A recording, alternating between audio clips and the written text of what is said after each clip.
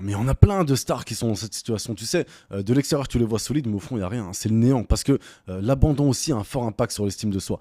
Tu sais, le rejet et l'abandon, c'est vraiment beaucoup plus courant que ce qu'on pense dans notre société. C'est simple, une personne qui a du mal à faire confiance aux autres, 8 fois sur 10, c'est une blessure d'abandon. Et souvent, ces gens-là rejettent les autres. Bah oui, le meilleur moyen de ne pas se faire abandonner, c'est de rejeter toute forme de relation. Ça, c'est les gens qui ont vraiment été abandonnés plusieurs fois. Ceux qui ont juste une blessure d'abandon qui vient de l'enfance, ben souvent dans un premier temps, ils vont développer un comportement dépendant, ce qui va forcément nuire au développement d'une identité autonome et d'une estime de soi saine. C'est des gens qui pensent qu'ils n'ont pas de valeur, tu vois. Et donc forcément, si tu penses que tu n'as pas de valeur, comment tu veux monter des projets? Et je te parle pas que de business, hein. Construire une famille, c'est un projet. Et donc tout le travail avec ces gens va consister à leur redonner une certaine autonomie et une certaine indépendance, parce que c'est des victimes, tu vois. Ils ont peur de la solitude, ils ont besoin de soutien, ils ont besoin d'appartenance. Donc nous, notre job, c'est de les reconstruire de l'intérieur. Et comme c'est des gens qui ont un certain succès, une certaine notoriété, les blessures de monsieur et madame tout le monde sont exacerbées. Parce que leur vie entière est exacerbée